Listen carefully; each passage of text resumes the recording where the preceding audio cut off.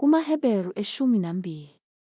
Ngalokho-ke nathi, lokhu sinefu elingaka lawofakazi elisihaqileyo, masilahle konke okusindayo nesono esithandela kangaka kithi, sigijime ngokubekezela kulokhu kuncintisana esikumiselweyo, sibhekile kuJesu, umqalisi nomphelelisi wokukholwa kwethu, owathi esikhundleni sentokozo ayibekelweyo wathwala isiphambano engalinaki ihlazo, wahlala ngakwesokunene sesihlalo sobukhosi sikaNkulunkulu.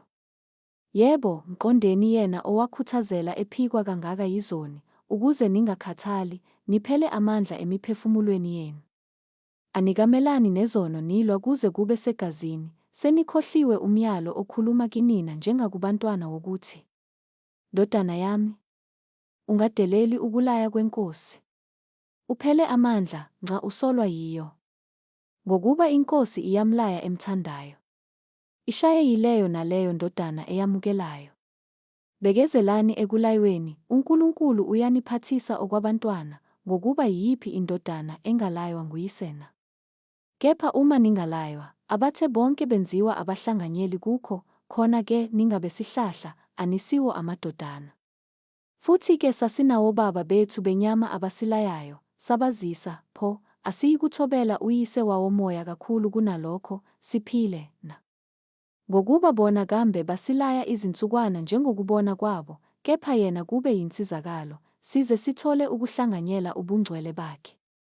Ukulaya konke okwamanje kungathi akusikho okwentokozo, kepha kungokosizi, kodwa ngasemuva kuyabathelela isithelo esihle sokulunga labo abahlakahliswe yikho. Ngakho-ke qinisani izandla ezibuthakathaka namadolo acegayo, nenzele izinyawo zenu izindlela eziqondileyo ukuba okuqhugayo kungaphinyizeki, kepha kunalokho kuphulukiswe.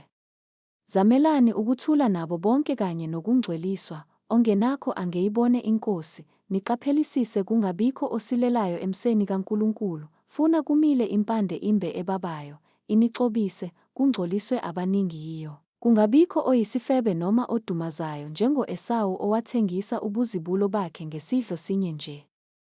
Ngokuba niyazi ukuthi, nokuba ngasemuva ethanda ukudla ifa lesibusiso, waliwa, ngokuba akalitholanga ithuba lokuphenduka, noma ekufunisisa ngezinyembezi.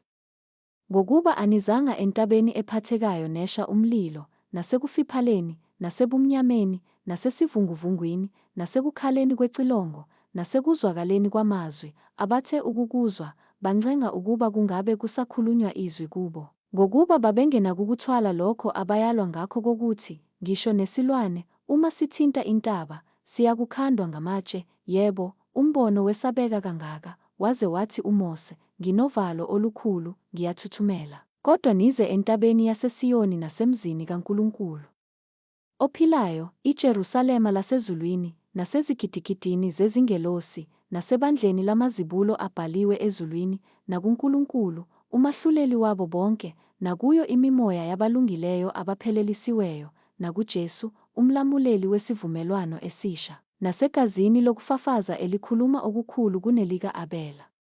Bhekani, ningamali okhulumayo, ngokuba uma bengaphunyukanga labo ababemala lowo owabaxwayisa emhlabeni, kakhulu asiyikuphunyuka thina esimfulathelayo oxwayisa esezulwini, ozwi lakhe lanyakazisa umhlaba ngaleso sikhathi. Kepha manje uthembisile wathi, kusezakuba kanye ngizamazamise kungabi ngumhlaba wodwa, kepha nezulu futhi.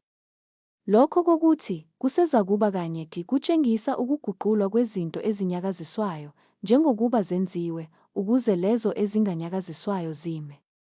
Ngakho-ke lokhu samukeliswa umbuso, ongenakunyakaziswa, masibonge ngesingamkhonza ngakho uNkulunkulu ngokumthokozisa, nangokumhlonipha, nangokuthuthumela, ngokuba uNkulunkulu wethu ungumlilo oqothulayo.